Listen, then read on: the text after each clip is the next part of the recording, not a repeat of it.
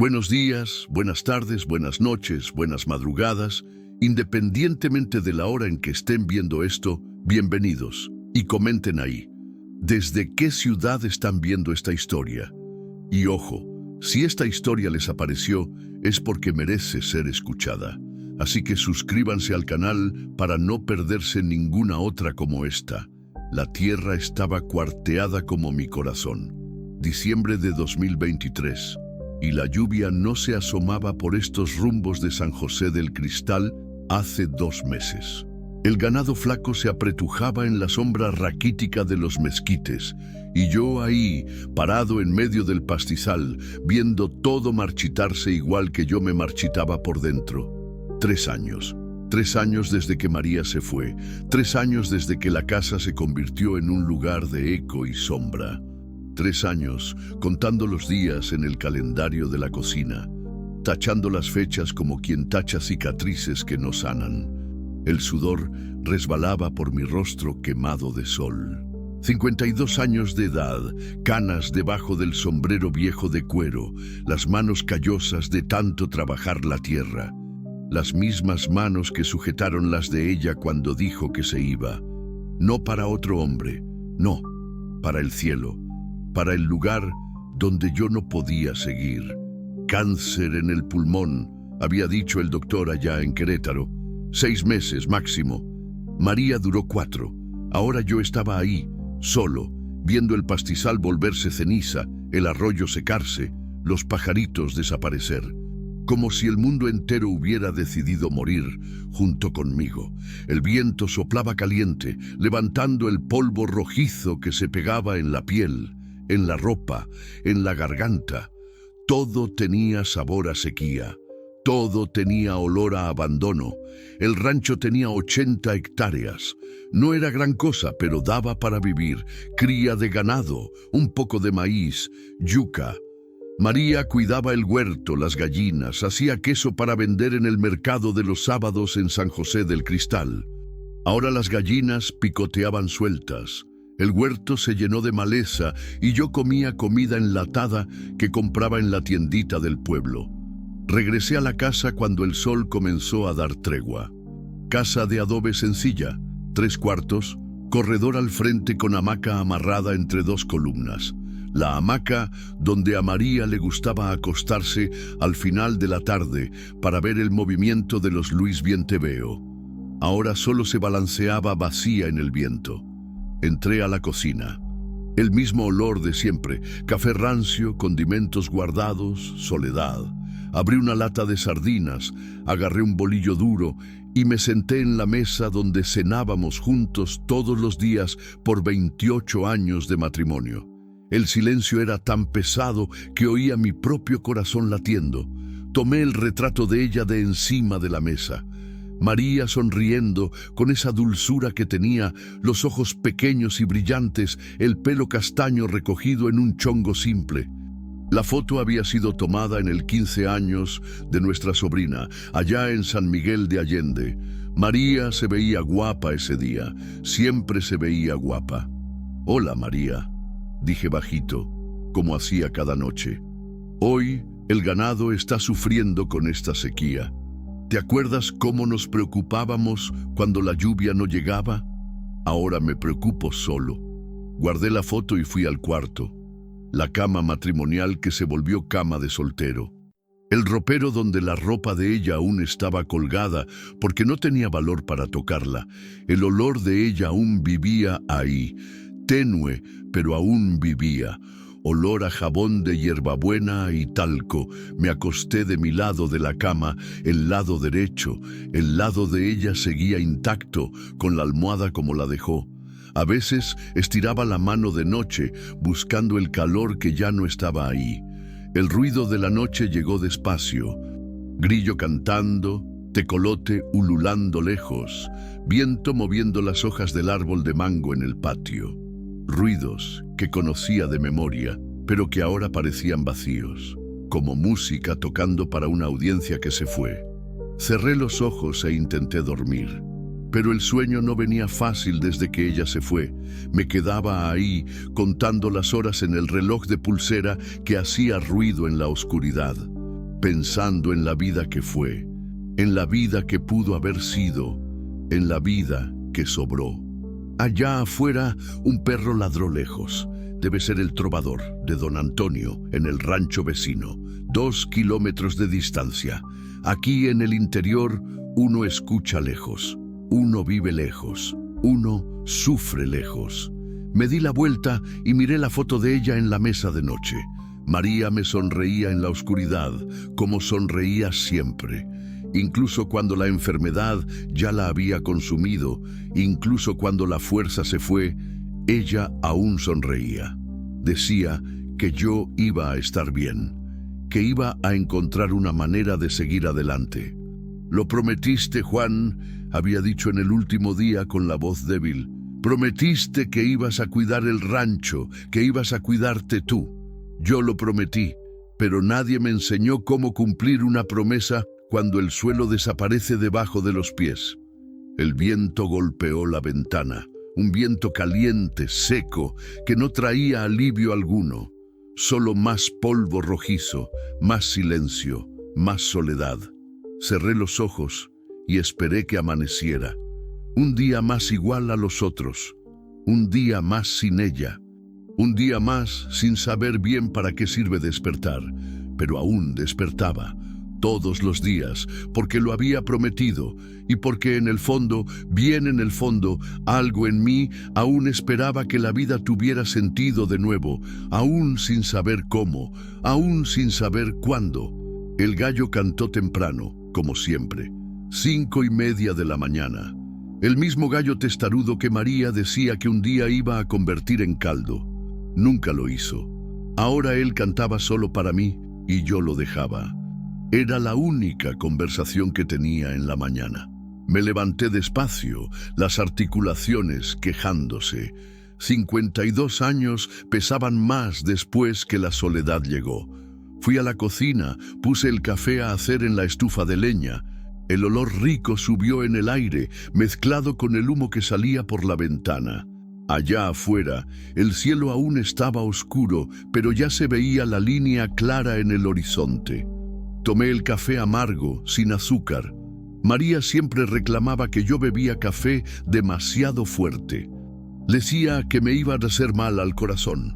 Ahora yo bebía como quería, pero el sabor no era el mismo. Nada era lo mismo. Salí a cuidar a los animales. Las gallinas ya picoteaban en el patio. El gallo andaba crecido, las plumas del cuello erizadas. Tiré maíz en el suelo y ellas vinieron corriendo, cacareando alto. Era la parte más ruidosa de mi día. «Buenos días, muchachas», les dije, como hacía siempre. «Hoy promete ser otro día de sol bravo». Las gallinas no respondieron. Solo picotearon y comieron. Fui al corral a soltar el ganado, 17 cabezas, flacas por causa de la sequía. Ellas mugían bajito cuando me veían llegar, sabiendo que yo traía la sal mineral. Abrí la puerta y ellas salieron despacio al pastizal, las colas balanceándose para espantar las moscas. El sol ya estaba naciendo cuando regresé a la casa. Un sol fuerte, amarillo rojizo, que prometía otro día de calor sin piedad. El termómetro en el corredor marcaba 28 grados y aún no eran las 7 de la mañana. Me bañé en la regadera eléctrica que chillaba. Me vestí con la ropa para ir al pueblo, pantalón de mezclilla limpio, camisa de botones azul, zapatos de cuero que apretaban un poco. María siempre decía que me veía guapo arreglado. Ahora yo me arreglaba solo por costumbre. Tomé la camioneta vieja, una Ford F100 de 1998, blanca, con la pintura descascarada por el sol. María decía que esa camioneta era más vieja que la paciencia de Job, pero aún andaba, aún me llevaba donde yo necesitaba ir. El motor tosió antes de arrancar, siempre hacía eso. Después ronroneó como gato satisfecho. Salí del rancho por el camino de tierra que llevaba hasta la carretera asfaltada. Polvo rojizo subiendo detrás de mí, como una nube de humo. San José del Cristal estaba a 15 kilómetros. Pueblo pequeño, 26,000 habitantes. Todo el mundo se conocía. El tipo de lugar donde la novedad de hoy se vuelve conversación de panadería por una semana. A mí me gustaba así. A María también le gustaba. Paré primero en el mercado de Don Valdesi. Necesitaba algunas cosas: café, azúcar, arroz, frijol, un poco de carne. Doña Neusa, la esposa de él, siempre me trataba con cariño. «¿Y qué tal, Juan? ¿Cómo le va?», preguntó ella, pesando la carne molida en la balanza antigua. «Ahí vamos, doña Neusa, ahí vamos. La sequía está muy dura, ¿verdad? Mi hermano, que tiene un rancho allá en Guanajuato, también está sufriendo». «Sí, está difícil». Ella me miró con esos ojos de madre que ve a un hijo lastimado.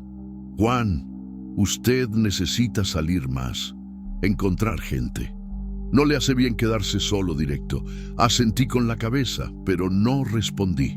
¿Qué iba a decir? ¿Que encontrar gente me dolía? ¿Que ver otras familias juntas me recordaba lo que yo perdí? Pagué las compras y salí. Pasé por la farmacia, compré medicinas para el dolor de espalda, saludé a Toño, dueño de la vulcanizadora, que estaba arreglando una llanta en la banqueta. «Juan, ¿cómo anda el ganado?». «Flaco, pero ahí va. Si llueve, mejora. Si llueve». Conversación de pueblo, siempre sobre el tiempo, la lluvia, la sequía, los animales. Conversación que no comprometía a nadie, no lastimaba a nadie. Era casi mediodía cuando decidí regresar. El sol estaba en lo alto, el asfalto derritiéndose, el aire temblando en la carretera. Encendí la camioneta y tomé el camino de vuelta. Pero cuando llegué a la bifurcación donde siempre daba vuelta a la derecha para entrar al camino de mi rancho, algo me hizo parar. Ahí enfrente, a la izquierda, había un camino de tierra viejo. Un camino que yo conocía, pero no usaba hacía años. Era un camino más largo, que pasaba por detrás de la sierra, bordeaba unos cerros pequeños y salía cerca de la linde con el rancho de don Antonio. No sé por qué, pero giré el volante a la izquierda. El caminito estaba peor de lo que recordaba, lleno de baches, maleza creciendo en medio, ramas bajas raspando en el techo de la camioneta. Pero algo me jalaba para allá, como si una fuerza invisible hubiera tomado las riendas y me condujera. El camino subía y bajaba, serpenteando entre los mezquites y los árboles del matorral. Tabachines amarillos aún florecidos, incluso con la sequía. Copales grandes, de copa ancha. El olor del monte era diferente del olor del pastizal. Era más verde, más húmedo, más vivo. Rodé unos 3 kilómetros cuando vi la bodega. Estaba ahí del lado derecho del camino, medio escondida por la vegetación. Una bodega vieja, abandonada, con las tejas rotas y las paredes cubiertas de enredaderas. Yo conocía ese lugar. Había sido del difunto C. Pereira, que murió unos 10 años atrás. Los herederos vendieron la tierra, pero dejaron la bodega atrás. Nadie quería eso. Iba a pasar directo cuando oí un ruido. Paré la camioneta, apagué el motor. Quedó todo quieto. Solo el ruido del viento en las hojas, el canto de los pajaritos, el zumbido distante de algún insecto. Pero entonces oí de nuevo un chirrido débil, madera golpeando con el viento. Venía de la bodega. Bajé de la camioneta. El calor golpeó mi rostro como una bofetada. Caminé despacio hasta la bodega, pisando hojas secas que crujían debajo del pie. El sonido continuaba, bajo, irregular, como si algo se estuviera moviendo allá dentro. La puerta de la bodega estaba entreabierta, colgando de una bisagra sola, balanceándose despacio. De ahí venía el chirrido, pero había algo más. Un ruido que no conseguí identificar, como un gemido ahogado, como un pedido de auxilio sofocado. Empujé la puerta. Ella chirrió alto, protestando. El olor que salió de dentro era casi insoportable. Mojo, orina de rata, paja podrida, cosa muerta. Cubrí mi nariz con la mano y entré. La luz del mediodía entraba por rendijas en el techo, iluminando partículas de polvo que danzaban en el aire. Había fardos de pasto viejo apilados, pedazos de madera podrida esparcidos por el suelo, trapos de tela sucia colgados en clavos oxidados, todo cubierto de telarañas, todo oliendo a abandono. Iba a dar media vuelta cuando vi, en el rincón más oscuro de la bodega, entre dos fardos mohosos, algo se movió. Llegué más cerca, pisando despacio, con cuidado, y fue ahí que la vi. Una muchacha, joven, 19, 20 años tal vez, acostada en el suelo sucio, inmóvil, amarrada por los pulsos y tobillos con cuerda vieja y sucia. La ropa toda rasgada, el vestido que un día fue azul ahora marrón de tanto sucio, el rostro pálido, sudado, los ojos cerrados, los cabellos castaños pegados en la frente, el cuerpo todo arañado, lastimado, pero lo peor aún estaba por venir. Del otro lado de la bodega, viniendo de las rendijas de la pared, una horda de ratas se aproximaba. Eran muchas, decenas. Venían por el suelo, por las vigas de madera, descendiendo de los fardos. Algunas ya estaban cerca de los pies de ella. Otras roían la orilla del vestido. Una subió en la pierna de ella y ella se movió, gimiendo bajito. Mi corazón se disparó. El susto fue tanto que casi caí para atrás. Pero después vino la rabia, una rabia que yo no sentía hacía años. «¡Fuera de aquí!», grité, tomando un pedazo de madera del suelo. «¡Fuera! ¡Fuera de aquí!». Comencé a golpear en el suelo, espantando las ratas. Ellas corrían, chillando, volvían. Corrían de nuevo.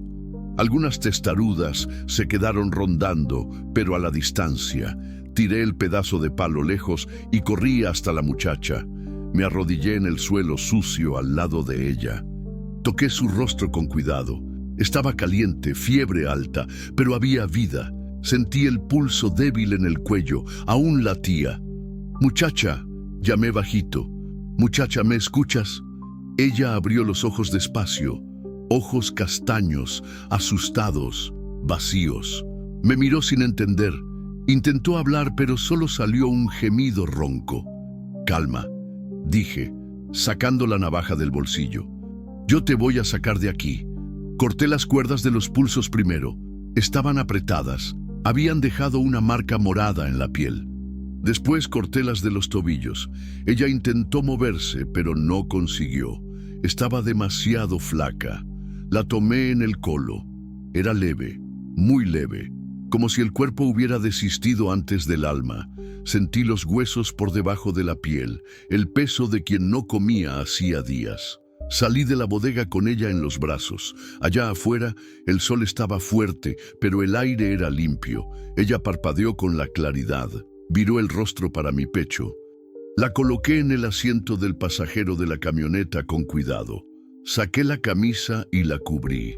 Encendí el motor y salí de ahí, rápido, como si estuviera huyendo del diablo. Durante el trayecto de vuelta al rancho, ella quedó quieta. De vez en cuando gemía bajito. De vez en cuando abría los ojos y me miraba, como si quisiera tener la certeza de que no estaba soñando. «Aguanta firme», dije, conduciendo más rápido de lo que debía en el camino de tierra. «Ya va a pasar. ¿Estás segura ahora?». No sé si ella me oyó, pero yo continué hablando. Para ella, para mí, para alguien. Cuando llegamos al rancho, el sol ya se estaba poniendo. La cargué para dentro de casa, para el cuarto de huéspedes que usábamos cuando la familia venía a visitar. La coloqué en la cama, cubrí con una sábana limpia. Fue ahí que vi bien el estado de ella, los rasguños en el rostro, en los brazos, las marcas de las cuerdas, la ropa sucia, oliendo mal, los cabellos pegados de sudor y suciedad, los labios rajados de sed. Calenté agua en la estufa, tomé un paño limpio, jabón neutro, la bañé con cuidado, como quien cuida a un niño enfermo. Ella quedó quieta, dejando. De vez en cuando temblaba, pero dejaba. Vestí en ella una camisola vieja de María, de algodón suave. Peiné los cabellos con delicadeza. Limpié las heridas con agua oxigenada. Ella hacía mueca de dolor, pero no reclamaba. Después fui para la cocina a hacer un caldo de gallina. Cosa leve, que no hiciera mal para el estómago vacío. Cuando volví al cuarto, ella estaba despierta mirándome. ¡Agua!, pidió con la voz débil, casi un susurro. Traje un vaso de agua. La ayudé a beber despacio. Al segundo trago, ella me miró directo a los ojos. ¿Por qué? Comenzó, pero se detuvo. ¿Qué? ¿Por qué me ayudó? La pregunta me tomó desprevenido. Quedé un rato sin saber qué responder. ¿Por qué mismo? ¿Por qué paré en ese camino? ¿Por qué entré en esa bodega? ¿Por qué no fingí que no vi? ¿Por qué era lo que se tenía que hacer? Respondí por fin. Ella cerró los ojos. Una lágrima resbaló por su cara. Gracias, susurró. Pasé toda la noche despierto, en una silla al lado de la cama, vigilando cada respiración, cada movimiento. De vez en cuando ella gemía en el sueño. De vez en cuando llamaba por alguien. Mamá, decía. Mamá, ayúdame. Allá afuera, la noche caía despacio sobre el matorral. Los grillos cantaban, el viento movía los árboles, ruidos conocidos, pero en aquella noche parecían diferentes, como si el mundo entero hubiera cambiado desde la mañana, y tal vez lo hubiera hecho. Desperté con el cuello dolorido. Había dormido en la silla, la cabeza caída hacia un lado. El sol ya entraba por la ventana del cuarto, pero era un sol diferente, más suave, más bajo. Debían ser como las 7 de la mañana. Miré a la cama. Ella aún dormía. La respiración estaba más calma, menos agitada. El rostro había ganado un poco de color. Las marcas de las heridas aún estaban ahí, pero no parecían tan graves a la luz del día. Me levanté despacio, tronando las articulaciones. Fui a la cocina a hacer café. Allá afuera, las gallinas ya picoteaban en el patio. El gallo cantaba atrasado. La vida seguía igual, pero algo había cambiado. La casa no estaba más vacía. Volví al cuarto con una taza de café en las manos. Ella estaba despierta mirando al techo. Cuando me vio, intentó sentarse en la cama. «Despacio», dije acercándome. «Aún estás débil». «¿Cuánto tiempo dormí?» «Toda la noche. Son las 7 de la mañana». Ella miró a su alrededor como si estuviera ubicándose. El cuarto era simple. Cama de soltero, ropero viejo de madera, una cómoda con espejo. En la pared, una foto de María cuando era joven, sonriendo debajo de un árbol de mango. «¿Dónde estoy?» «En mi casa, mi rancho. ¿Estás segura?» Ella asintió despacio, pero los ojos aún estaban asustados, como los de un animal herido que no sabe si puede confiar. «¿Cómo te llamas?», pregunté. «Ana», respondió bajito. «Ana Paula. Yo soy Juan Bautista de los Santos». «Gracias, don Juan, por lo que hizo usted. No tienes que agradecer. Cualquiera haría lo mismo». Ella me miró con una tristeza que parecía antigua, más antigua que su edad. No lo harían. Quedé callado. No sabía qué decir. Ana se movió en la cama intentando acomodarse mejor e hizo una mueca de dolor. «¿Te duele?» «Un poco, pero está mejor». «¿Tienes hambre?» Ella asintió. Fui a la cocina a preparar algo ligero. Caldo de gallina con arroz, igual que mi mamá hacía cuando yo era niño y me enfermaba. El olor subió por la casa, un olor bueno de comida hecha con cariño. Cuando volví al cuarto, Ana estaba sentada en la orilla de la cama, mirando por la ventana. Allá afuera, el ganado pastaba en el pastizal cerca de casa. Las gallinas picoteaban debajo del árbol de mango, todo normal, todo en paz. «Aquí tienes», dije, entregándole el plato. «Come despacio». Ella tomó la cuchara con manos que temblaban un poco. La llevó a la boca, masticó despacio, como si hubiera olvidado cómo se hacía. Después de algunas cucharadas, paró. «¿Está bueno?» «Sí, es que hace tiempo que no como comida de verdad». «¿Cuánto tiempo quedaste en aquel lugar?» Ella paró de comer. Quedó mirando al plato, moviendo el caldo con la cuchara. «No sé, Unos 3, 4 días, tal vez más. Yo perdí la cuenta. ¿Quién fue que te hizo eso? Ana quedó quieta por un tiempo largo. Allá afuera, un Luis Vienteveo cantó en el árbol de mezquite. El sonido llegó hasta nosotros, limpio y alegre, contrastando con el peso de la conversación. Fue mi padrastro, dijo por fin, la voz casi desapareciendo. Sentí una rabia subir en el pecho, rabia de quien lastima gente indefensa, rabia de quien quiebra la confianza, pero me controlé. Ana necesitaba calma, no más violencia. ¿Dónde vivías? En Formosa, con mi mamá y él.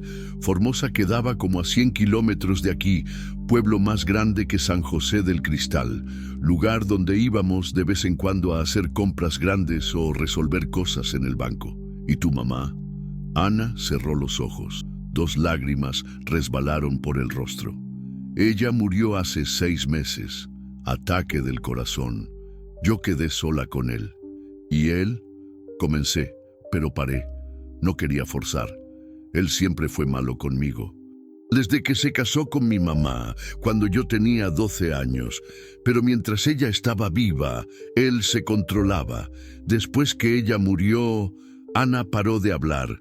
Sus manos temblaban tanto que tuvo que soltar la cuchara. No tienes que contar ahora, dije. Come primero. Descansa. No, yo quiero contar. Usted me salvó. Usted merece saber. Ella respiró hondo, como quien se prepara para sumergirse en agua helada. Después que mi mamá murió, él cambió. Comenzó a beber más, a mirarme diferente. Un día él intentó. Ella no consiguió terminar la frase. Entendí sin que ella precisara explicar. Sentí un apretón en el pecho, rabia y tristeza mezcladas. Yo conseguí huir aquel día. Cerré el cuarto con llave. Salí por la ventana. Pasé la noche en la calle. Cuando volví al día siguiente, él estaba esperando. ¿Qué hizo él? Me pegó. Dijo que yo era una peste, que yo lo había seducido, que la culpa era mía. Ana limpió las lágrimas con la manga de la camisola. Yo intenté salir de casa, buscar trabajo, algún lugar para vivir, pero él no dejaba. Trancaba la puerta, escondía mis documentos, decía que yo no servía para nada, que nadie me iba a querer. ¿Y cómo fue que llegaste a esa bodega? Antier por la mañana, él llegó borracho a casa, más borracho que lo normal. Estaba con rabia de algo. Dijo que yo era un peso en su vida, que iba a deshacerse de mí de una vez. Ana paró para respirar. El aire entraba y salía pesado, como si cada palabra costara un pedazo del alma. Él me puso en el carro a la fuerza, condujo hasta aquel lugar. Yo nunca había visto aquella bodega antes. Él me amarró allá adentro y dijo que las ratas se iban a encargar de mí, que nadie iba a buscarme, que yo iba a convertirme en comida de bicho, igual que la basura que yo era. Cerré los puños. Si aquel hombre estuviera ahí en mi frente en aquel momento, yo no respondería por mí. Él se fue y me dejó allá. Yo grité hasta quedar ronca. Intenté soltarme de las cuerdas hasta que los pulsos sangraran, pero no conseguí.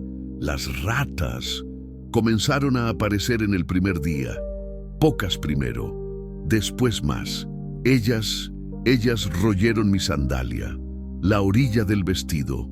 Yo pensaba que iba a morir. Pensaba que iba a morir sola, comida por ratas, igual que él dijo. Ana paró de hablar. Estaba temblando ahora, reviviendo el horror. Me acerqué a la cama, me senté en la orilla. Pero no moriste. Estás aquí. Estás viva. Estás segura. Por causa de usted. Por causa de Dios. Yo solo hice lo que cualquier persona decente haría. Usted no entiende. Yo estaba desistiendo.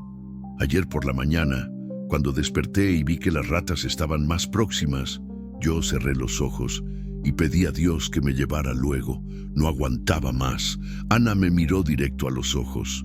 Ahí usted apareció, como un ángel. Yo no soy ángel, no, muchacha. Soy solo un ranchero viejo y solo. Para lo que yo estaba viviendo, Usted sí es. Quedamos en silencio por un tiempo. Allá afuera el día calentaba, el sol subiendo despacio, prometiendo otro día de calor. Pero ahí dentro algo diferente sucedía. Un alivio, una calma, como después de una lluvia fuerte, cuando el aire queda limpio y la tierra respira. ¿Y ahora?, preguntó Ana. ¿Cómo así? ¿Qué va a ser de mí ahora? Yo no tengo para dónde ir. No tengo a nadie. No tengo nada. La pregunta quedó en el aire entre nosotros. Yo no había pensado en eso aún. Estaba tan ocupado salvándola que no paré para pensar en el después. Pero ahora la realidad golpeaba la puerta. ¿Tienes algún pariente? ¿Algún amigo? No. Mi mamá era hija única. Mi papá murió cuando yo era bebé. Y amigos. Él no dejaba yo tener amigos. ¿Cuántos años tienes? 19. Cumplí en septiembre. 19 años. La edad que María tenía cuando nosotros nos conocimos. La edad de la vida entera por delante. Pero Ana parecía cargar el peso de una vida entera en las espaldas. Escucha, dije mirándola, puedes quedarte aquí cuanto tiempo quieras. Esta casa tiene espacio, tiene comida. Te quedas hasta que te sientas fuerte de nuevo, hasta que decidas qué quieres hacer de la vida. ¿Usted haría eso? Por mí, por ti, por cualquier persona que precisara. Pero usted ni me conoce. Conozco lo que necesito conocer. Eres una muchacha buena que pasó por una cosa mala. Eso basta. Ana comenzó a llorar de nuevo. Pero esta vez no era de tristeza. Era de alivio, de gratitud, de no estar más sola en el mundo. Gracias, dijo entre los sollozos. Gracias, don Juan. Para con eso. Y llámame solo Juan. Sin ese negocio de don. Ella sonrió. La primera sonrisa que yo veía en el rostro de ella. Una sonrisa pequeña, tímida, pero verdadera. Ahora come el resto del caldo. Necesitas recuperar las fuerzas. Ella obedeció. Comió despacio, saboreando cada cucharada. De vez en cuando me miraba, como si quisiera tener la certeza de que yo aún estaba ahí, de que no era un sueño. Cuando terminó, se acomodó de nuevo en la cama. El cansancio aún pesaba en los ojos de ella. Duerme un poco más, dije. Yo voy a cuidar a los animales allá afuera. Juan, ¿qué? Gracias. De nuevo. De nada, Ana, de nada. Salí del cuarto y cerré la puerta despacio.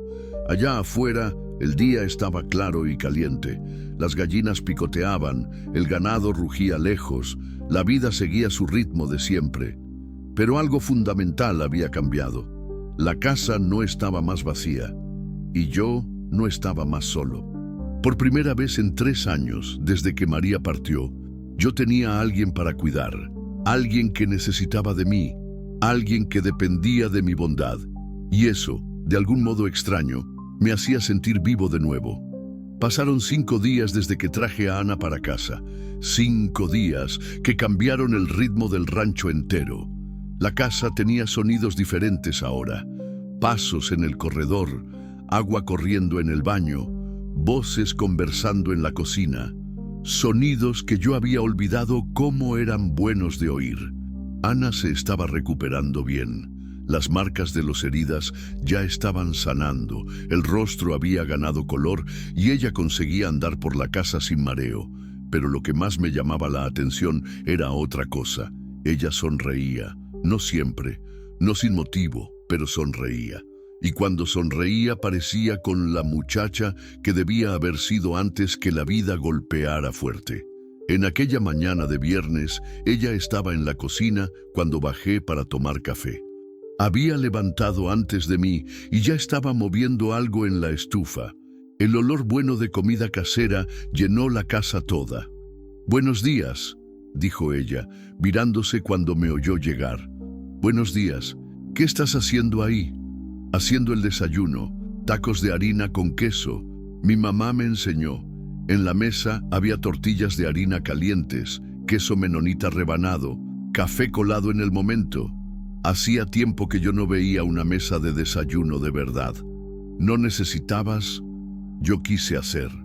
Es lo mínimo que puedo hacer después de todo lo que tú hiciste por mí. Nos sentamos a comer. Los tacos estaban buenos, suaves, sabrosos. Me recordó del que mi mamá hacía cuando yo era niño, allá en el rancho en San Miguel de Allende. Está muy bueno, dije. Qué bueno. Yo estaba con miedo de haber perdido la mano. ¿Por qué perderías? Hace tiempo que yo no cocino para nadie. Él, mi padrastro, él no gustaba que yo tocara en la cocina. Decía que yo solo sabía arruinar la comida. Él estaba equivocado. Ana sonrió, una sonrisa pequeña pero verdadera. ¿Puedo preguntarte una cosa, Juan? Claro. ¿Tú eres casado? ¿Tienes familia? La pregunta me tomó desprevenido. En 5 días, nosotros habíamos conversado sobre mucha cosa, pero yo no había hablado de María, no por esconder, sino porque aún dolía. Era casado. Mi esposa murió hace 3 años. Lo siento mucho. María era una mujer buena. Nosotros vivimos juntos 28 años. ¿Cómo era ella? Miré la foto de ella en la mesa de la cocina. María sonriendo, con aquella dulzura que tenía. Era alegre. Siempre veía el lado bueno de las cosas.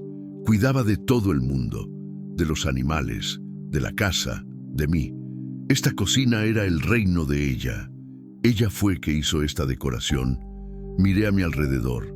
Las cortinitas floreadas en la ventana, los trapos de cocina coloridos, los platitos de loza en la estantería. Todo escogido con cariño por María. Hizo. A ella le gustaba dejar todo bonito. ¿Y ustedes no tuvieron hijos? La pregunta que siempre dolía. La pregunta que me recordaba de lo que nosotros más queríamos y nunca conseguimos. Intentamos, mucho, pero no vino. Ana quedó quieta. Debía haber percibido que era un asunto delicado. Disculpa, no era para que yo hubiera preguntado. Puedes preguntar. Hace bien conversar sobre ella. ¿Sientes mucha falta? Todo día.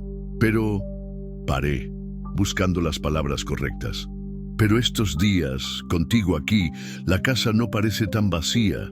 Ana me miró con aquellos ojos castaños que a veces parecían viejos de más para su edad. A mí también me gusta estar aquí. Es la primera vez en mucho tiempo que me siento segura. Terminamos el café en silencio. Allá afuera, el sol ya estaba fuerte. Otro día de calor prometiendo. El ganado mugía lejos, pidiendo agua. Las gallinas picoteaban en el patio, buscando lombriz en la tierra seca. Voy a cuidar de los animales, dije levantándome. ¿Quieres venir conmigo, ver cómo es la faena aquí? ¿Puedo? Claro, pero ponte el sombrero. El sol está bravo. Ana tomó un sombrero viejo de María que estaba colgado en el corredor. Quedaba grande en ella, pero protegía del sol. Salimos juntos para el patio. Primero paró en el gallinero. Las gallinas vinieron corriendo cuando vieron que llegábamos. Ana rió cuando ellas comenzaron a picotear en vuelta de nuestros pies. Ellas son mansas, dijo. Mansas y listas. Saben que quien llega trae comida. Tiré maíz en el suelo. Las gallinas se atropellaron para comer. Ana rió de nuevo. Era bueno oír aquella risa. ¿Cuántas tienes? Unas 20. Dan huevo todo día. María vendía en el mercado de los sábados. ¿Y ahora? Ahora yo como lo que necesito y dejo el resto para ellas. No tengo paciencia para el mercado. Fuimos para el corral. El ganado estaba en la sombra, rumiando despacio. Vacas, novillos, un toro viejo y manso. Ana quedó con miedo al comienzo. ¿Ellos no muerden? No. Son animales buenos, criados aquí desde pequeños. Me acerqué de una vaca holandesa manchada. Ella dejó que yo hiciera cariño en la cabeza. Esta aquí es la mimosa, la más dócil del rebaño. Ana llegó despacio. Extendió la mano, tocó la vaca con cuidado. Mimosa quedó parada, masticando. La piel de ella es suave y caliente. En el invierno, a veces yo vengo aquí solo para calentar las manos. Pasamos la mañana entera andando por el rancho. Mostré para Ana el pastizal, el arroyo casi seco, el huerto abandonado, el huerto con mango, guayaba y mezquite. Ella hacía preguntas sobre todo, como si nunca hubiera visto un rancho antes. ¿Tú nunca viviste en el campo?, pregunté. No, siempre en la ciudad. Mi mamá trabajaba en una tienda, yo estudiaba. Era vida de ciudad, pues. ¿Y te gustaba? Me gustaba, pero esto aquí es diferente. Es más tranquilo. Demasiado tranquilo, a veces. Para mí está bien, yo me cansé de líos. A la hora de la comida volvimos para la casa. Ana insistió en cocinar. Hizo arroz, frijoles y carne guisada. Comida sencilla, pero bien hecha. Me recordó de las comidas de domingo que María preparaba. ¿Dónde aprendiste a cocinar así? Con mi mamá. Ella decía que toda mujer tenía que saber hacer comida buena. Tu mamá era sabia. Lo era, en mucha cosa. Solo se equivocó en una, se casó con aquel hombre. El ambiente se puso pesado. Ana bajó los ojos, moviendo la comida en el plato. Perdón, dijo. No era para que yo hubiera hablado eso. No tienes que pedir perdón. Es tu historia. Es que a veces la rabia aún viene. Rabia de él, de la situación, de cómo las cosas quedaron. Rabia es normal. Lo que no es normal es lo que hicieron contigo. Ana me miró. Tenía lágrimas en los ojos, pero no dejó caer. ¿Crees que yo voy a conseguir seguir adelante? Tener una vida normal. Creo. Eres joven, fuerte. Tienes vida entera por delante. Pero ¿y si él me busca? ¿Y si él descubre dónde estoy? La pregunta que yo también estaba pensando, pero no tenía valor de hacer. 5 días habían pasado. ¿Será que alguien estaba buscando a Ana? ¿Será que el padrastro había registrado desaparición en la policía? ¿Será que nosotros estábamos seguros ahí? Nosotros vamos a lidiar con eso si sucede, dije, intentando parecer más confiado de lo que me sentía. Pero, ¿y si? Ana no terminó la frase. Paró de hablar y quedó mirando por la ventana de la cocina. Seguí la mirada de ella y vi lo que había llamado atención. Una camioneta blanca venía subiendo el camino de tierra que llevaba al rancho, levantando polvo, viniendo rápido de más para hacer visita social. Ana se levantó de la mesa, el rostro pálido de susto. «Es él», susurró. «Es él. Él me halló». Mi corazón se disparó. Miré mejor por la ventana.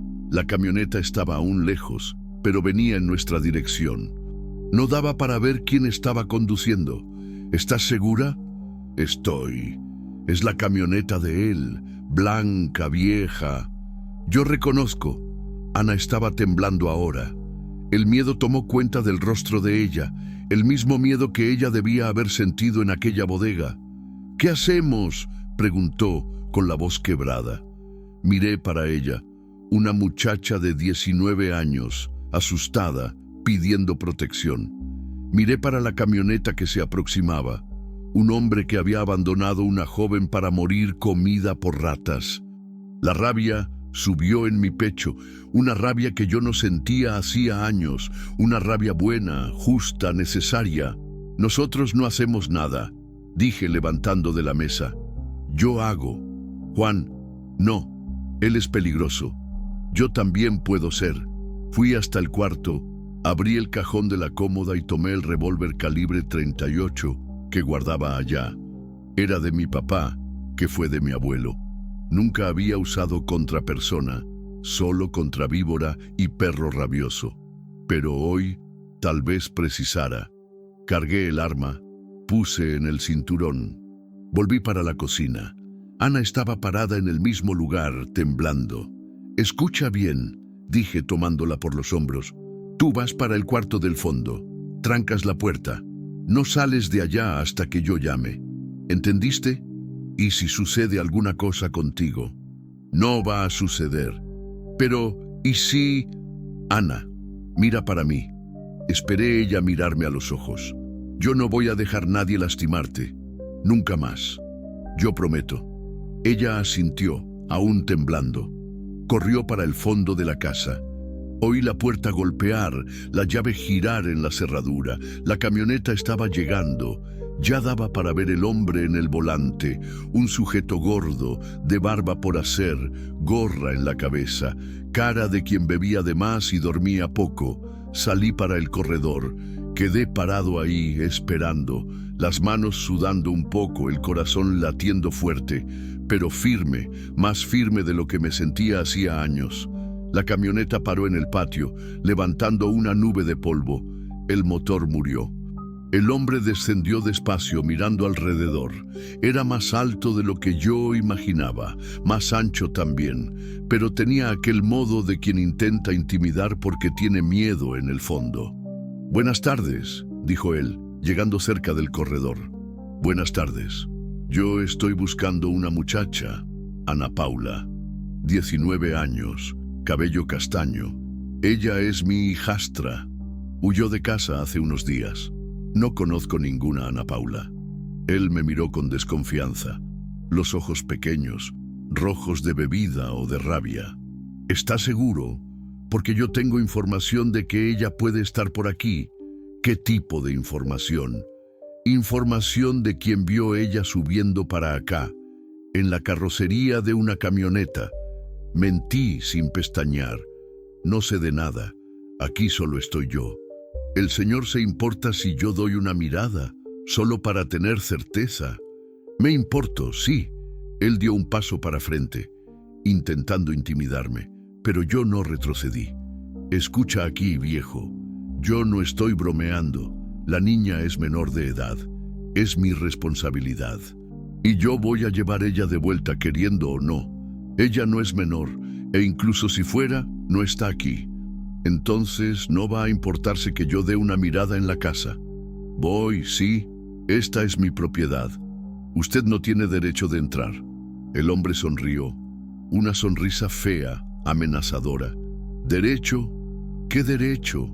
¿Derecho de esconder una niña? ¿De raptar una menor? Yo ya dije que ella no está aquí, y yo ya dije que no creo». Él dio más un paso. Estaba casi en el pie del corredor ahora, oliendo a aguardiente y sudor agrio. «Sal de mi propiedad», dije, la voz más dura. «Ahora». «¿O qué?» Fue ahí que mostré el revólver en el cinturón. No saqué, solo mostré. «O yo hago usted salir». El hombre paró, miró para el arma, después para mí, intentando medir si yo hablaba en serio o no. «¿El señor está amenazando a un ciudadano?» «Estoy defendiendo mi propiedad. Es derecho mío. Yo puedo llamar la policía». «Puede. Y cuando venga, yo cuento para ellos que usted abandonó una niña en una bodega para morir comida por rata». La cara de él cambió. La sangre sumió del rostro. Los ojos agrandaron. ¿Cómo usted sabe de eso?» «Sé lo que necesito saber. ¿Usted estaba allá?» «Estaba. ¿Y dónde está ella?» «En lugar seguro, lejos de usted». El hombre respiró hondo, la rabia y el miedo peleando en el rostro de él. «Ella es mi hijastra, mi responsabilidad. Era, no es más. Ella va a volver conmigo». «No va. Yo puedo». «Usted puede nada». Puse la mano en el cabo del revólver. «Puede subir en esa camioneta y desaparecer de aquí. Y si yo supiera que usted volvió, si yo supiera que usted buscó ella, si yo supiera que usted respiró cerca de ella, yo vengo a buscarte. Y ahí no va a ser conversación. Quedamos encarando, dos hombres midiendo fuerza. Pero yo tenía una cosa que él no tenía. Yo estaba del lado cierto». «Esto no va a quedar así», dijo por fin. «Va, sí». Él dio más una mirada para la casa, como si buscara alguna señal de Ana. Después escupió en el suelo y caminó de vuelta para la camioneta. «Usted no sabe con quién usted está metiendo, viejo». «Sé, sí, con alguien que abandona niña para morir, alguien que no vale el suelo que pisa». Él entró en la camioneta, golpeó la puerta con fuerza, encendió el motor, hizo una curva brusca en el patio y salió en disparada. El polvo rojo subió alto, tomando cuenta de todo. Quedé parado en el corredor hasta que la camioneta sumiera en el camino. hasta que el ruido del motor se perdiera en la distancia. Solo entonces solté la respiración que estaba sujetando. «Ana», llamé. «¿Puede salir?» Él se fue. La puerta del cuarto se abrió despacio. Ana apareció, el rostro pálido, los ojos agrandados. Él se fue mismo. Se fue. Y no vuelve. No vuelve. Ella corrió hasta mí. Me abrazó fuerte. Estaba temblando como hoja en el viento. «Gracias», susurró. «Gracias, Juan». «Está todo bien», dije haciendo cariño en el cabello de ella. «Él no va a lastimarte nunca más». Pero en el fondo, yo sabía que aquello no había acabado. Hombre como aquel no desiste fácil. Y cuando la rabia enfriara, cuando él tuviera tiempo para pensar, iba a volver. Tal vez con otros, tal vez con la policía, tal vez con mentiras que hicieran yo parecer el bandido de la historia. Pero en aquel momento, con Ana segura en mis brazos, con la sensación de haber hecho lo cierto, yo me sentía más fuerte de lo que había sentido en años. Tenía alguien para proteger de nuevo. Tenía un motivo para luchar. Y eso cambiaba todo. 3 días se pasaron desde el confronto. 3 días de paz fingida, donde cada ruido de motor en el camino hacía mi corazón acelerar. Ana intentaba disimular, pero yo veía el miedo en los ojos de ella toda vez que un carro pasaba lejos. Nosotros no hablábamos sobre eso, pero los dos sabíamos. Aquello no había acabado. Era martes por la mañana cuando la tempestad llegó. No la de lluvia. Esa aún no daba las caras por estos rumbos. La tempestad que vino fue peor. Yo estaba en el corral, arreglando una cerca que el ganado había derribado, cuando vi la patrulla de la policía subiendo por el camino. Carro blanco con la franja azul, levantando polvo igual bandera de guerra. Mi estómago se apretó. Ana estaba en la huerta, intentando resucitar unos pies de lechuga que habían sobrevivido al abandono. Cuando vio la patrulla, largó la azada y corrió para dentro de casa. Igual bicho asustado buscando toca. 2 policías descendieron del carro. Uno más viejo, barrigón, con cara de quien ya había visto mucha cosa mala en la vida. Otro más nuevo, flaco, con aquel modo de quien quiere probar servicio. «Buenas tardes», dijo el más viejo aproximándose. «¿El señor es Juan Bautista de los Santos?» «Soy yo mismo, sargento Almeida de la Policía de Formosa. Este aquí es el cabo Rodríguez. Nosotros necesitamos conversar con el señor». «¿Sobre qué?» «Sobre una denuncia. ¿Puedo ver sus documentos?» Saqué la billetera del bolsillo, entregué la identidad. Él miró, confirió el nombre, devolvió. «¿El señor conoce un tal de Edivaldo Pereira da Silva?» «No». «¿Está seguro?» Hombre de unos 50 años, moreno, medio gordo. Conduce una camioneta blanca. Conocía, sí. Era el padrastro de Ana. Pero no iba a confirmar nada hasta saber qué historia él había contado. Puede ser que ya haya visto por ahí. ¿Por qué? Porque él hizo una denuncia grave contra el señor. El sargento tomó un papel del bolsillo. Desdobló. Según él, el señor habría secuestrado la hijastra de él, una menor de edad llamada Ana Paula Ferreira da Silva. ¿Secuestrado?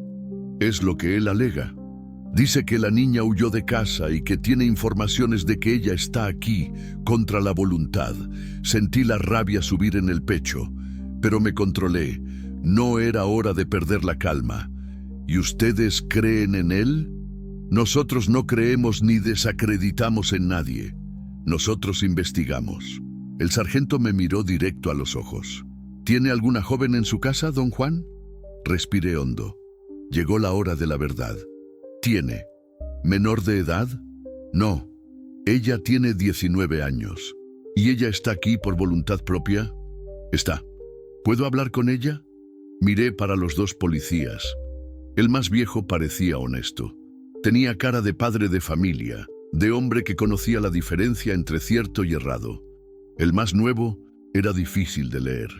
«Ana», llamé en dirección a la casa. «¿Puedes venir aquí, por favor?» Ella demoró un poco para aparecer. Cuando salió, estaba pálida, pero firme. Llegó cerca de mí. Quedó de mi lado. «Buenas tardes, señorita», dijo el sargento. «¿La señorita es Ana Paula Ferreira da Silva?» «Soy». «¿Cuántos años la señorita tiene?» 19. «¿Puede mostrar un documento?» Ana miró para mí. Hice que sí con la cabeza. Ella entró en la casa, volvió con la identidad. El sargento miró, confirió la fecha de nacimiento. De hecho, 19 años. Él devolvió el documento. «Señorita Ana, su padrastro dice que la señorita fue secuestrada, que está aquí contra su voluntad. ¿Es verdad?» «No», respondió Ana, la voz firme. «Yo estoy aquí porque quiero. Nadie la obligó. Nadie. Don Juan no hizo ninguna amenaza. ¿No la mantiene aquí a la fuerza?» «No, él me salvó». El sargento erguió la ceja. «¿Salvó?» Ana respiró hondo, miró para mí, después para los policías. «Mi padrastro me amarró en una bodega abandonada y me dejó allá para morir. Juan me halló y me trajo para acá. Eso es una acusación grave, señorita». «Es la verdad». El cabo más nuevo se entrometió. «La señorita tiene cómo probar eso». «Tengo...» Ana arremangó las mangas. Las marcas de las cuerdas aún estaban allá, rojas en la piel. «Y tengo otras marcas también». El sargento miró las heridas, la expresión cambiando. «¿Cuándo eso sucedió?» «Hace 8 días. Él me llevó para la bodega y dijo que las ratas iban a encargarse de mí». Ana estremeció. «Yo pensé que iba a morir aquí». El cabo más nuevo miraba todo con cara de asco e incredulidad. «¿Cómo alguien puede hacer una cosa de esas? Gente mala hace cosa mala», dijo el sargento. «Infelizmente, no es la primera vez que veo eso. Salimos de la bodega. Allá afuera, el sol estaba fuerte, pero parecía más limpio que el aire allá adentro. «Don Juan», dijo el sargento, «¿cómo el señor supo que ella estaba aquí?» Conté la historia. Cómo había pasado por casualidad por el caminito viejo. Cómo había oído el ruido. Cómo había encontrado a Ana. ¿Y qué el señor hizo? Traje ella para casa. Cuidé de las heridas. Di comida, abrigo, lo que cualquier persona decente haría. ¿Y después? Ella me contó la historia. Decidió quedar hasta sentirse fuerte de nuevo. El sargento balanceó la cabeza. «Señorita Ana, la señorita quiere presentar queja contra su padrastro». «Quiero. Es una decisión seria. Va a tener que ir en la comisaría, contar todo de nuevo, pasar por examen de cuerpo de delito. Yo voy a hacer lo que sea preciso». «¿Y el señor, don Juan, va a confirmar la declaración de ella?» «Voy». Volvimos para el rancho. En el corredor de la casa, el sargento hizo más algunas preguntas. Anotó todo en un bloquito pequeño. Cuando terminó, miró para los dos. «Mire, yo voy a ser franco con ustedes. Por lo que vi aquí, la denuncia que ese Edivaldo hizo es mentirosa. Más que eso, él está intentando usar la policía para amenazar a ustedes». «¿Y ahora?», pregunté. «Ahora yo voy a volver para la comisaría y abrir un proceso contra él. Intento de homicidio, privación ilegal de la libertad, intento de abuso sexual de menor. Va a ser una lista grande». Ana suspiró, aliviada. «Y en cuanto al señor don Juan», continuó el sargento, «oficialmente nosotros no vimos nada de errado aquí. La muchacha es mayor de edad, está aquí por voluntad propia, no hay crimen ninguno». «Gracias. Pero», él levantó el dedo, «ese Edivaldo no va a desistir fácil. Hombre así no acepta perder. Ustedes van a tener que quedar listos, que el señor sugiere. Mantengan las puertas trancadas. Si él aparece aquí de nuevo, llamen a nosotros en la hora. Y señorita Ana, sería bueno la señorita regularizar su situación. Conseguir nuevos documentos, abrir cuenta en el banco, esas cosas, mostrar que tiene vida propia». «¿Cómo yo hago eso?». «Venga en la comisaría mañana. Nosotros ayudamos con los procedimientos». Los policías se fueron poco antes del sol ponerse. Quedamos en el corredor, Ana y yo, viendo el polvo bajar en el camino. «¿Crees que va a dar cierto?», preguntó ella. «Creo». El sargento parece hombre honesto. ¿Y si el Edivaldo? Ana, corté. Para de preocuparte con él. Tú hiciste la cosa cierta. Ahora es seguir adelante. Ella balanceó la cabeza, pero aún parecía preocupada. ¿Juan? ¿Qué fue? Gracias, de nuevo, por todo. Tú no tienes que agradecer nada. Tú me diste un propósito. Me hizo sentir útil de nuevo. Ana sonrió, de aquel modo que iluminaba el rostro entero. María debía ser muy feliz contigo. Lo era, y yo con ella. ¿Crees que ella, si estuviera aquí, aprobaría lo que tú hiciste por mí? Miré para la foto de María en la mesa de la sala, que daba para ver del corredor. Tengo certeza, María siempre ayudó a quien precisaba. Era de la hechura de ella. Entonces ella debía ser una mujer especial. Lo era, muy especial. Quedamos allí hasta oscurecer, conversando sobre la vida, sobre el futuro, sobre los planes de ella. Ana hablaba en estudiar de nuevo, tal vez hacer un curso técnico. Quería trabajar, tener independencia. Tú puedes quedarte aquí el tiempo que quieras, dije, hasta decidirte. ¿Y después? Después tú vuelas con las propias alas. Eres joven, inteligente, el mundo es tuyo. ¿Y tú? ¿Vas a quedar solo de nuevo? La pregunta me tomó desprevenido. Era en eso que yo intentaba no pensar. En el día en que Ana fuera, aunque. En el día en que la casa volviera a quedar vacía. Voy a quedar bien, siempre quedé, pero no precisa quedar solo. ¿Cómo así? Tiene tanta gente buena en el mundo, tanta gente que podía hacer compañía para ti. Ana, solo no cierras el corazón, Juan. Tú tienes mucho amor para dar. En aquella noche, acostado en la cama, pensé en las palabras de ella. ¿Será que era verdad? ¿Será que yo aún tenía amor para dar? ¿O será que todo el amor que yo tenía quedó enterrado junto con María? Allá afuera, una lechuza pió en el árbol de mango. El viento balanceó las cortinas. Y por la primera vez en 3 años, me permití pensar en la posibilidad de no estar solo para siempre. No como hombre y mujer, no como marido y esposa, pero como familia.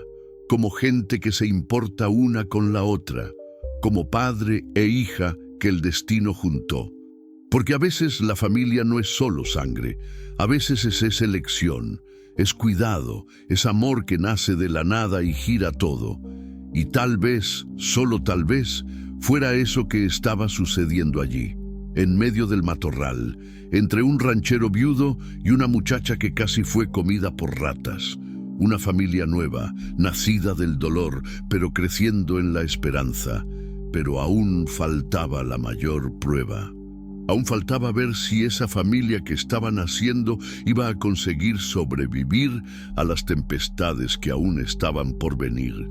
Y yo tenía el presentimiento de que la mayor de ellas aún estaba se formando en el horizonte. 2 semanas se pasaron desde la visita de la policía. 2 semanas de calma que yo no sabía si confiaba. Ana había ido a la comisaría 3 veces, prestado declaración, hecho examen de cuerpo de delito. El sargento Almeida mantenía a nosotros informada. El proceso contra Edivaldo estaba andando, pero despacio, como todo en la justicia. El hombre había sumido de Formosa. Nadie sabía dónde estaba. Probablemente se mandó para Tamaulipas, dijo el sargento en la última conversación. Tiene parientes allá, pero una hora nosotros pegamos él. Ana parecía más tranquila. No que el miedo hubiera ido aunque completamente, pero ella estaba aprendiendo a vivir con él, a dormir sin sobresaltos, a reír sin mirar por encima del hombro. Y el rancho estaba cambiando también. Fue Ana quien sugirió replantearmos la huerta. Dijo que quería aprender a plantar, que siempre tuvo gana, pero nunca tuvo espacio en la ciudad. Comenzamos despacio, en un cantero pequeño. Lechuga, tomate, jitomate, chile, cosas que María gustaba de plantar. La tierra está muy dura, dijo Ana en el primer día, luchando con la azada. Es la seca, pero por bajo aún tiene vida.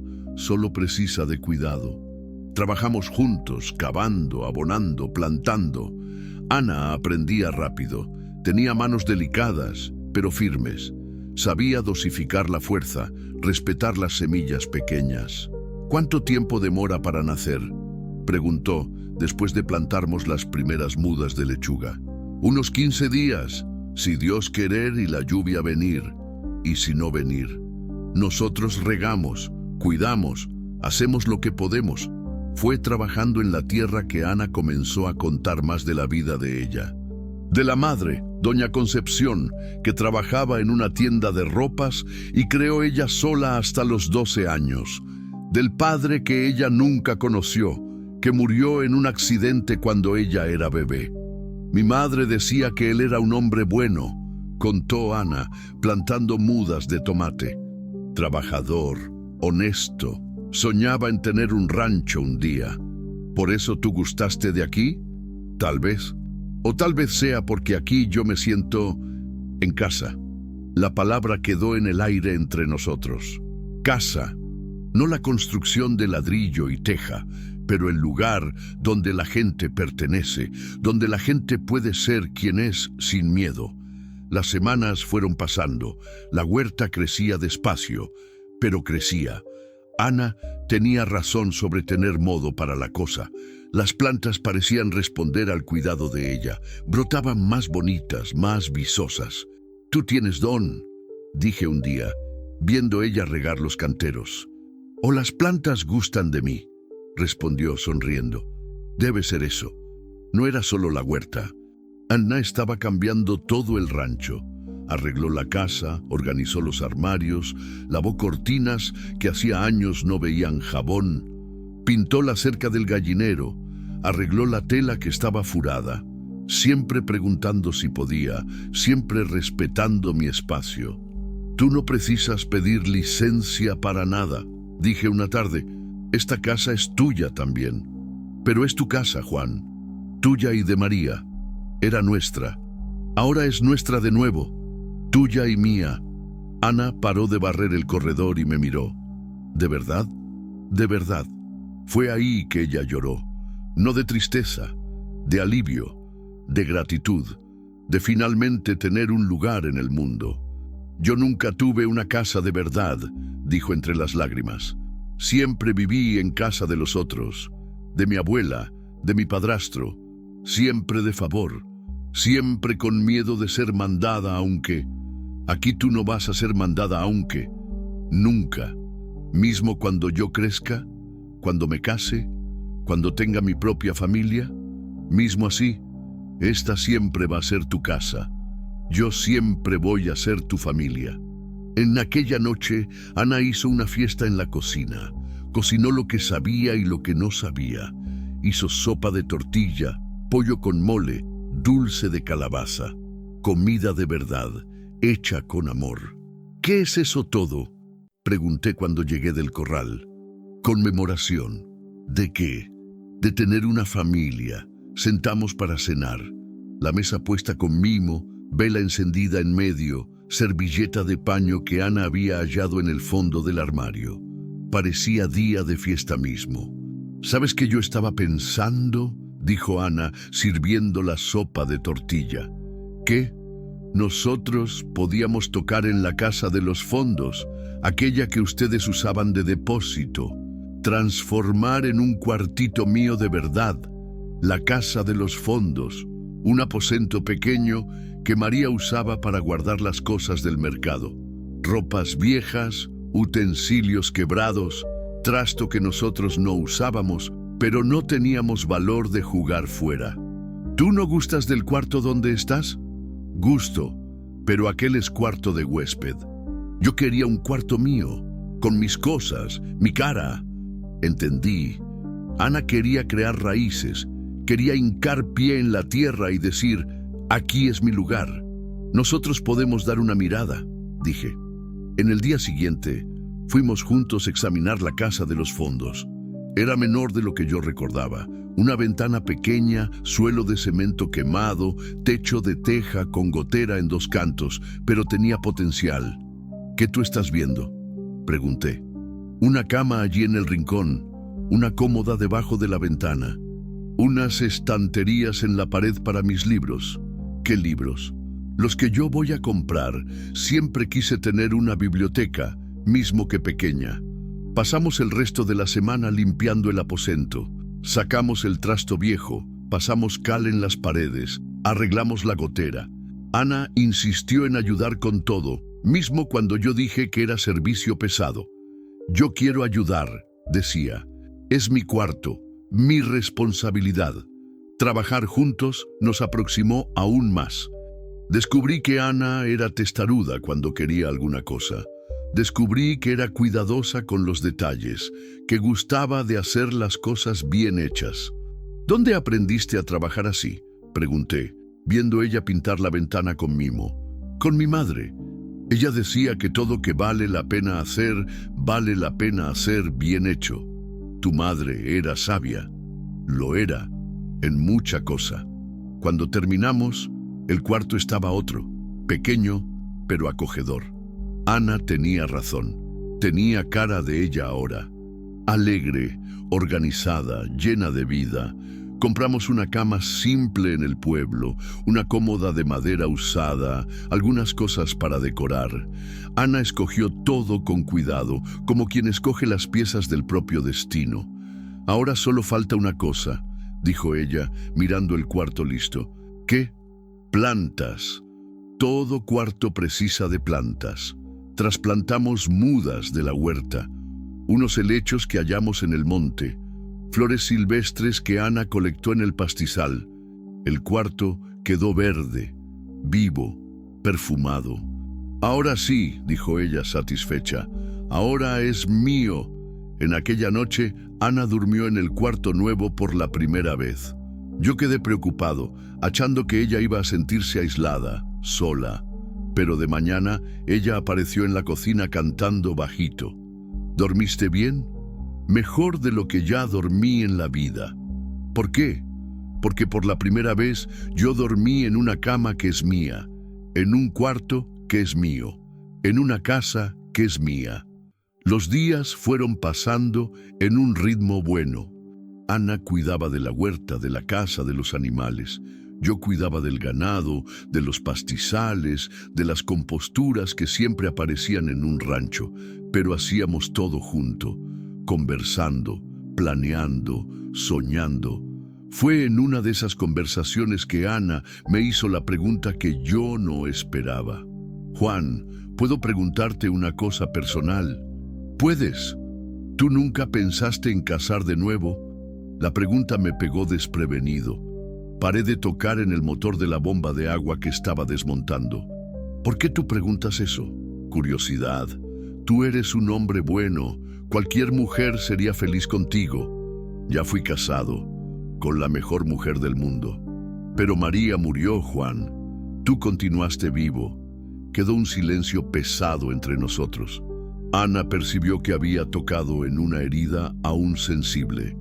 Perdón, no era para que yo hubiera... No, todo bien. Es una pregunta justa. Volví a tocar en la bomba, pero mis pensamientos estaban lejos. ¿Sabes cuál es la diferencia entre tú y yo, Ana? ¿Cuál? Tú tienes 19 años, tienes vida entera por delante. Yo tengo 52. Mi vida ya fue vivida. Eso no es verdad. Sí, yo tuve mi chance de ser feliz. Fui feliz, muy feliz. Ahora es solo esperar el tiempo pasar. Ana se aproximó, sentó en un cajón viejo a mi lado. ¿Sabes qué yo creo? ¿Qué? Creo que tú estás con miedo. ¿Miedo de qué? De ser feliz de nuevo, de traicionar la memoria de María. Paré de tocar en la bomba. Las palabras de ella habían acertado en lleno. Tal vez tú tengas razón. María no iba a querer tú infeliz por el resto de la vida. No iba. Entonces, ¿por qué tú te pones? Yo no me pongo. Ponete, sí. Te escondes aquí en medio del monte, lejos de todo el mundo, como si fuera crimen estar vivo. Miré para Ana. Ella me miraba de vuelta con aquellos ojos que a veces parecían más viejos que los míos. Cuando tú llegaste aquí, continuó ella, yo estaba muriendo por dentro, literal. Amarrada en aquella bodega, esperando las ratas me matar.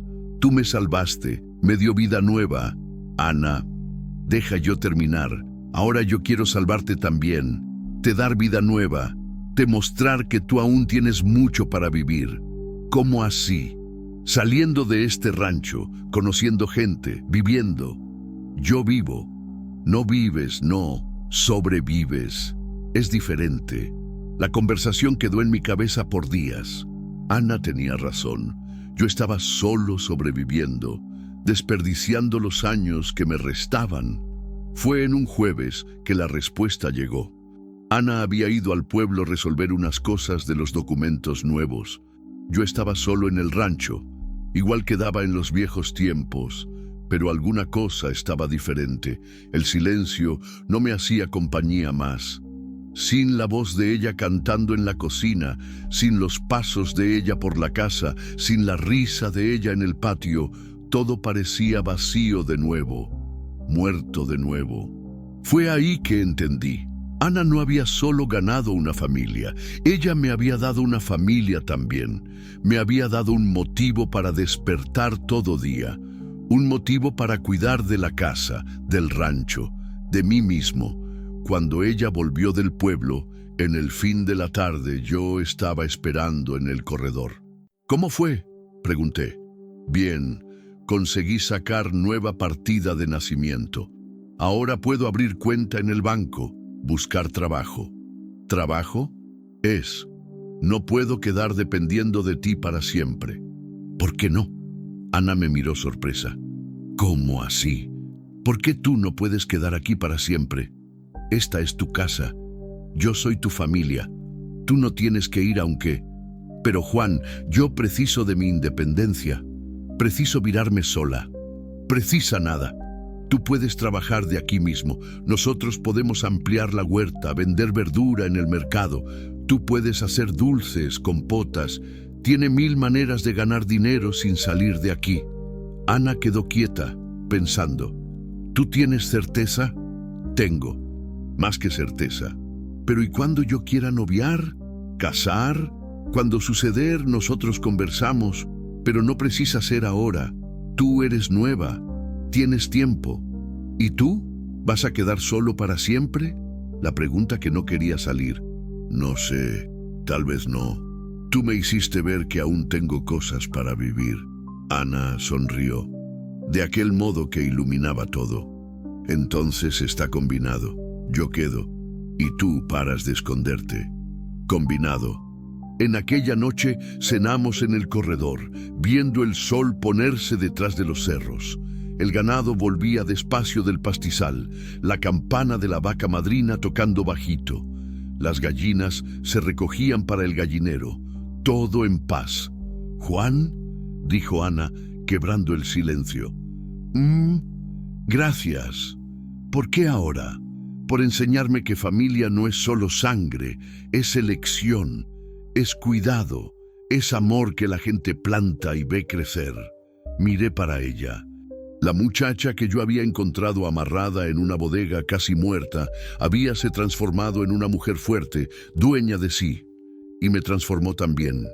Me hizo recordar que estar vivo no es solo respirar, es soñar, es cuidar, es amar. Gracias tú, dije.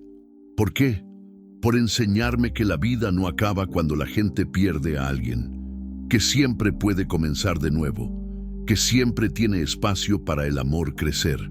Quedamos allí hasta oscurecer, oyendo los grillos cantaren, sintiendo el viento fresco de la noche. Dos sobrevivientes que habíanse hallado en medio de la nada y construido alguna cosa bonita juntos. Una familia, una casa, un futuro. 3 meses después, Ana abrió la cuenta en el banco con el dinero que ganó vendiendo verduras en el mercado. 6 meses después, se inscribió en un curso de técnica agrícola por correspondencia. 1 año después, nuestra huerta era la más procurada de la región. Y yo volví a vivir. De verdad, comencé a frecuentar la iglesia de nuevo, a visitar los vecinos, a participar de la vida de la comunidad. Conocí gente nueva, hice amistades, y quién sabe, un día, quién sabe, pero eso no importa. Lo que importa es que aprendí una cosa fundamental. El amor no acaba, se transforma, se multiplica, se renueva. El rancho de 80 hectáreas continuaba lo mismo, pero todo había cambiado. La tierra roja que un día me pareció seca y muerta, ahora florecía verde, igual mi corazón. Porque a veces basta una persona que precisa de la gente y de quien la gente precisa. Una persona que nos enseña que familia es mucho más que sangre. Es elección, es cuidado, es amor plantado en la tierra dura que con paciencia y cariño siempre acaba brotando. Y cuando brota, transforma todo. La tierra, la casa, la vida, el corazón.